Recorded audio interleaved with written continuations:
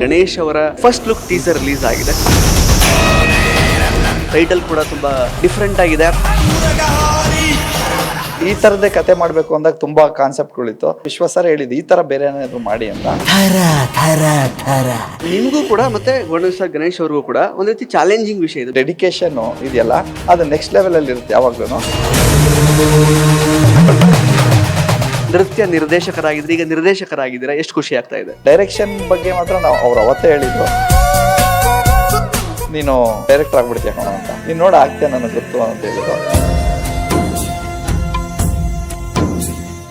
ನಮಸ್ಕಾರ ಸ್ನೇಹಿತರೆ, national TV ಅರ್ಪಿಸುವ ಈ ಒಂದು ವಿಶೇಷ ಸೆಗ್ಮೆಂಟ್ಗೆ ಸ್ವಾಗತ. ನಾನು ಸುಜಯ್ ರಾಜ್. ಸ್ನೇಹಿತರೆ, ಇವತ್ತು ಗೋಲ್ಡನ್ ಸ್ಟಾರ್ ಗಣೇಶ್ ಅವರ ಮುಂದಿನ ಸಿನಿಮಾದ ಒಂದು ಫಸ್ಟ್ ಲುಕ್ ಟೀಸರ್ ರಿಲೀಸ್ ಆಗಿದೆ. ಸಿನಿಮಾದ ಹೆಸರು ಪಿನಾಕ ಅಂತ. ಈ ಒಂದು ಸಿನಿಮಾದ ಮೂಲಕ ನಮ್ಮ ಕನ್ನಡ ಚಿತ್ರರಂಗದ ಹೆಸರಾಂತ ನೃತ್ಯ ನಿರ್ದೇಶಕ ಧನಂಜಯ ಅವರು ನಿರ್ದೇಶಕರಾಗಿ ಬಡ್ತಿ ಪಡ್ಕೊಂಡಿದ್ದಾರೆ. ಸದ್ಯಕ್ಕೆ ನಮ್ಮ ಜೊತೆ ಇದ್ದಾರೆ ಧನಂಜಯ ಅವರು. ಮಾತಾಡಿಸ್ತಾ ಹೋಗೋಣ ಬನ್ನಿ. Sir, firstly congratulations. ಬಹಳ ಒಳ್ಳೆ first look teaser and title ಕೂಡ ತುಂಬ ಡಿಫ್ರೆಂಟ್ ಆಗಿದೆ. ಗಣೇಶ್ ಸರ್ ಅವರನ್ನು ಫಸ್ಟ್ ಟೈಮ್ ನಾವು ಬೇರೆ ಥರನೇ ನೋಡ್ತಾ ಇದ್ದೀವಿ, ಬೇರೆ ಶೇಡಲ್ಲಿ ನೋಡ್ತಾ ಇದ್ದೀವಿ. ಸೊ ಕಾನ್ಸೆಪ್ಟ್ ಟೀಸರ್ ಅಂತ ನೀವು ಹೇಳಿದ್ರಿ. ಸೊ ನಿಮ್ಮಿಂದ ಈ ರೀತಿ ಒಂದು ಪ್ರಾಡಕ್ಟ್ ಆಚೆ ಬಂದಿರೋದು ನಮಗೂ ಖುಷಿ ವಿಚಾರನೇ. ಇಲ್ಲಿ ತನಕ ನೃತ್ಯ ನಿರ್ದೇಶಕರಾಗಿದ್ರಿ, ಈಗ ನಿರ್ದೇಶಕರಾಗಿದ್ದೀರಾ, ಎಷ್ಟು ಖುಷಿ ಆಗ್ತಾ ಇದೆ? ನನಗೆ ನಿರ್ದೇಶನ ಅನ್ನೋದು ಒಂದು ಕನಸಿತ್ತು, ಬಟ್ ಈಗ ಈ ಚಾನ್ಸ್ ಸಿಕ್ಕಿರೋದು ನನಗೆ ತುಂಬ ಖುಷಿ ಆಗ್ತಾ ಇದೆ. ಎಸ್ಪೆಷಲಿ ವಿಶ್ವಾಸ್ ಸರ್ಗೆ ಪ್ಲಸ್ ಗಣೇಶ್ ಸರ್ಗೆ ನಾನು ಥ್ಯಾಂಕ್ಸ್ ಹೇಳಬೇಕು. ಸರ್, ಆ್ಯಕ್ಚುಲಿ ಅಂದರೆ ಆಲ್ಮೋಸ್ಟ್ 500+ ಮೂವೀಸ್ ನೀವು ನೃತ್ಯ ನಿರ್ದೇಶನ ಮಾಡಿದ್ದೀರಾ. ಎಲ್ಲ ಸೂಪರ್ ಸ್ಟಾರ್ಗಳ ಜೊತೆಗೆ ಆಲ್ರೆಡಿ ನೀವು ವರ್ಕ್ ಮಾಡಿದ್ದೀರಾ. ಜೊತೆಗೆ ಅಸಿಸ್ಟೆಂಟ್ ಕೊರಿಯೋಗ್ರಾಫರ್ ಆಗಿದ್ದಾಗಲೇ 10,000ಕ್ಕೂ ಹೆಚ್ಚು ಸಾಂಗ್ಸ್ಗಳಿಗೆ ಕೊರಿಯೋಗ್ರಫಿ ಮಾಡಿದ್ದೀರಾ. ಆಲ್ಮೋಸ್ಟ್ ಚಿಕ್ಕ ವಯಸ್ಸಿಂದಾನೆ, ಸ್ಕೂಲ್ ಟೈಮಿಂದನೇ ಕೊರಿಯೋಗ್ರಫಿ ಮಾಡ್ತಾ ಬರ್ತಾ ಇದ್ದೀರಾ. ಸೊ ಈ ಥರದೊಂದು ವಿಷನ್ ಅಂದರೆ ಈ ರೀತಿ ಅಂದರೆ ಅದು ಗೋಲ್ಡನ್ ಸ್ಟಾರ್ ಗಣೇಶ್ ಅವ್ರನ್ನ ನೀವು ಕಾಸ್ಟ್ ಮಾಡಿಕೊಂಡು ಮಾಡ್ತಾ ಇರೋವಂಥದ್ದು, ಈ ಒಂದು ಕಾನ್ಸೆಪ್ಟ್ ಹೇಗೆ ಬಂತು ನಿಮಗೆ ಅಂತ? ಅಂದರೆ ಪ್ರತಿಯೊಂದಕ್ಕೂ ಒಂದೊಂದು ಚಿಕ್ಕ ವಿಷಯಕ್ಕೂ ಒಂದು ಕತೆ ಇರುತ್ತೆ. ಬಟ್ ನಾನು ಯಾವಾಗಲೂ ಟ್ರಾವೆಲ್ ಮಾಡಬೇಕಾದ್ರೆ ನಾನು ಈ ಥರದ್ದಂತ ತುಂಬ ರಿಸರ್ಚ್ ಮಾಡಿ, ನಾವು ಎವ್ರಿ ಟೈಮ್ ಶೂಟಿಂಗ್ ಹೋಗ್ಬೇಕಾದ್ರೆ, ಒಳ್ಳೊಳ್ಳೆ ಲೊಕೇಶನ್ಗೆ ಹೋಗ್ಬೇಕಾದ್ರೆ ಈ ಥರದ್ದೆಲ್ಲ ರಿಸರ್ಚ್ ಮಾಡಿ ಒಂದೊಂದೇ ಪಾಯಿಂಟ್ನ ಎತ್ತಿಟ್ಕೊಂಡು ಬರ್ತಾ ಇದೆ. ಅದು ದೇವ್ರ ದಯದಿಂದ ಒಂದು ಕರೆಕ್ಟಾಗಿ ಸೇಮ್ ಇದಕ್ಕೆ ಲಿಂಕ್ ಆಯಿತು. ಸೊ ಈ ಥರದ್ದೇ ಕತೆ ಮಾಡಬೇಕು ಅಂದಾಗ ತುಂಬ ಕಾನ್ಸೆಪ್ಟ್ಗಳಿತ್ತು. ಆ ಥರದ್ದೆಲ್ಲ ನಾನು ಅಪ್ರೋಚ್ ಮಾಡಿದಾಗ ವಿಶ್ವಾಸರು, ಆ್ಯಕ್ಚುಲಿ ಹೇಳ್ಬೇಕಂದ್ರೆ ವಿಶ್ವಾಸರ ಹೇಳಿದ್ದು ಈ ಥರ ಬೇರೆ ಏನಾದರೂ ಮಾಡಿ ಅಂತ. ಸೊ ಅವಾಗ ಗಣೇಶ್ ಸರ್ಗೆ ಒಂದಷ್ಟು ವಿಷಯ ಹೇಳಿದಾಗ ತುಂಬ ಖುಷಿಪಟ್ಟರು. ಸೊ ಇವಾಗ ಅದನ್ನೇ ಆ ಕತೆನೇ ಇದು ಮಾಡೋದ್ರಿಂದ ನನಗೆ ವಿಜಯ ಮೇಡಮ್ ಅವರು ತುಂಬ ಸಪೋರ್ಟ್ ಮಾಡಿದ್ರು. ಯಾಕಂದರೆ ಒಂದೊಂದು ಕತೆ ಇದ್ದಾಗ ಅದ್ರ ಬಗ್ಗೆ ರಿಸರ್ಚ್ ಮಾಡ್ಬೇಕಾದ್ರೆ ವಿಜಯ ಮೇಡಮ್ ಒಂಚೂರು ಅದ್ರ ಬಗ್ಗೆ ಇನ್ಪುಟ್ಸ್ ಎಲ್ಲ ತೊಗೊಂಡು ಅದ್ರ ರಿಸರ್ಚ್ ಮಾಡಿ ನನಗೆ ಹೆಲ್ಪ್ ಮಾಡ್ತಾಯಿದ್ರು. ಸೊ ಅಲ್ಲಿಂದ ಇಲ್ಲಿವರೆಗೂ ಈ ಕತೆನ ಬಿಗಿನಿಂಗಿಂದ ಎಂಡ್ವರೆಗೂ ಮಾಡ್ಕೊಂಡ್ಬಂದಿದ್ದೆ ಸರ್.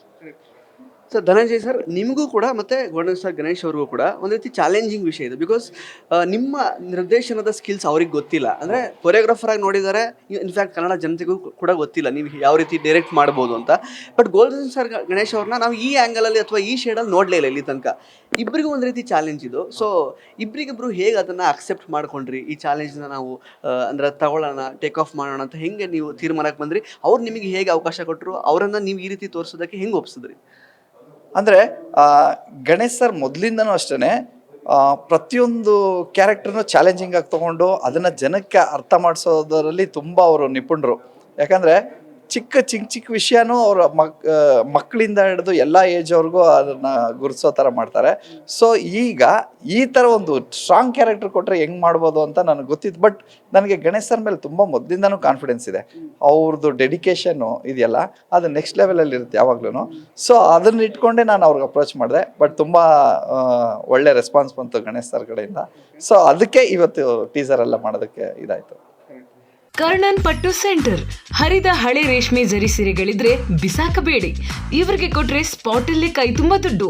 ಇನ್ನು ಡೀಟೇಲ್ಸ್ ಬೇಕು ಅಂದ್ರೆ 6380413916 ಈ ನಂಬರ್ಗೆ ಕಾಲ್ ಮಾಡಿ.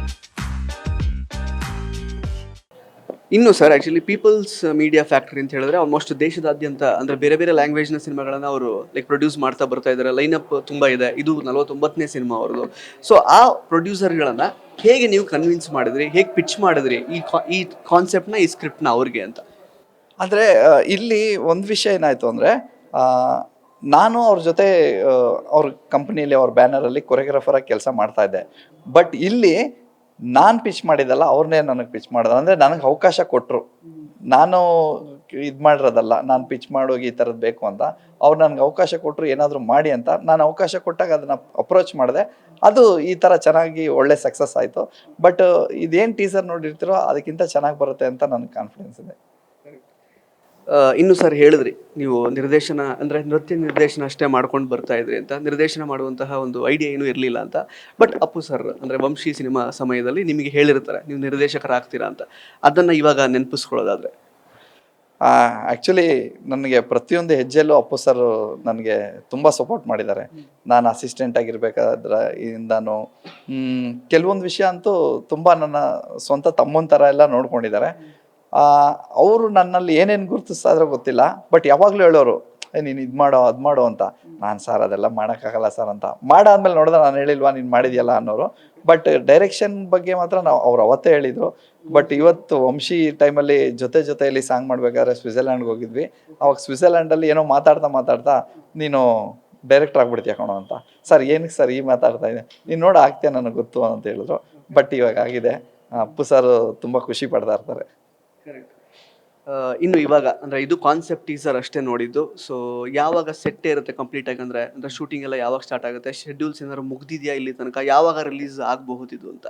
ಅಂದರೆ ಇನ್ನೆರಡು ತಿಂಗಳಲ್ಲಿ ಸಿನಿಮಾ ಸೆಟ್ ಇರುತ್ತೆ. ಯಾಕಂದರೆ ಈ ಸಿನಿಮಾ ನಾರ್ಮಲ್ ಆಗಿ ಹೇಳಿದ್ರೆ ತುಂಬ ಹೆವಿ ಬಜೆಟ್ ಇರೋದ್ರಿಂದ ತುಂಬ ಸೆಟ್ ಹಾಕೋದು ತುಂಬ ಅಂದರೆ ಎಕ್ಸ್ಪೆರಿಮೆಂಟ್ ಜಾಸ್ತಿ ಇರೋದ್ರಿಂದ ಸೀಸನ್ಸು ನಾವು ಇದನ್ನು ನೋಡ್ಕೊಂಡು ಮಾಡೋದ್ರಿಂದ ಟೈಮ್ ತೊಗೊಳುತ್ತೆ. ಬಟ್ ಒಂದೊಳ್ಳೆ ಪ್ರಯತ್ನದಲ್ಲಿ ನಿಮ್ಮ ಮುಂದೆ ಬರ್ತೀವಿ. Thank you sir. ಕೊನೆಯದಾಗಿ ಹೆವಿ ಬಜೆಟ್ ಅಂತ ನೀವೇ ಹೇಳಿದ್ರಿ, ಕನ್ನಡ ಮತ್ತು ತೆಲುಗಲ್ಲಿ ಇವಾಗ ಸದ್ಯಕ್ಕೆ ತಯಾರಾಗುತ್ತೆ ಅಂತ ಹೇಳಿದ್ರಿ ಪ್ರೆಸ್ ಮೀಟಲ್ಲಿ. ಸೊ ಎಷ್ಟು ಬಜೆಟ್ ಇರುತ್ತೆ, ಪ್ಲಸ್ ಈ ಥರದೊಂದು ಜವಾಬ್ದಾರಿ ಇವಾಗ ಅಂದರೆ ಗಣೇಶ್ ಸರ್ ಅಂತ ಹೀರೋ ಜೊತೆಗೆ ಪೀಪಲ್ಸ್ ಮೀಡಿಯಾ ಫ್ಯಾಕ್ಟ್ರಿ ಅನ್ನೋ ಬ್ಯಾನರು, ಸೊ ಜನಗಳು ಕೂಡ ಕಾತುರರಾಗಿ ಕಾಯ್ತಾ ಇರ್ತಾರೆ. ಸೊ ನಿರೀಕ್ಷೆ ಸಿಕ್ಕಾಪಟ್ಟೆ ಇರುತ್ತೆ. ಅದನ್ನು ಹೆಂಗೆ ಹ್ಯಾಂಡಲ್ ಮಾಡ್ತೀರಾ, ಎಷ್ಟು ಚಾಲೆಂಜಿಂಗ್ ಅಂತ ಅನ್ನಿಸ್ತಾ ಇದೆ, ಬಜೆಟ್ ಎಷ್ಟಿರುತ್ತೆ? ಅಂದರೆ ಬಜೆಟ್ ವಿಷಯ ಹೆಂಗಂದರೆ ನನಗೆ ವಿಶ್ವಾಸ ಹೇಳಿರೋದು ಒಂದೇ, ಪ್ರಿಪೇರ್ ಆಗಿ ಮಾಡಿ ಅದೇನು ಬಜೆಟ್ ಇದ್ರೂ ನಾನು ರೆಡಿ ಮಾಡ್ತೀನಿ ಅಂತ ಹೇಳಿದ್ದಾರೆ. ಸೊ ಒಂದೊಂದು ಸೀನೇ ಹೇಳ್ಬಿಟ್ಟು ಅವ್ರಿಗೆ ಇದು ಮಾಡ್ತಾ ಇದ್ದೀನಿ. ಅಂದಾಜೇನಿಲ್ಲ, ಆಗತ್ತೆ, ನಾನು ಹೇಳ್ತೀನಿ. Yes sir, thank you so much. ಇಷ್ಟು ಸಮಯ ನಮಗೋಸ್ಕರ ಕೊಟ್ಟು ಮಾತಾಡಿದ್ದಕ್ಕೆ ಒಳ್ಳೆಯದಾಗಲಿ, ಆಲ್ ದ ಬೆಸ್ಟ್. ಸೊ ಸ್ನೇಹಿತರೆ, ಇದಾಗಿತ್ತು ಧನಂಜಯ್ ಅವರ ಮಾತುಗಳು. ಮತ್ತೆ ಭೇಟಿ ಆಗ್ತಾ ಇರೋಣ. ಧನ್ಯವಾದ.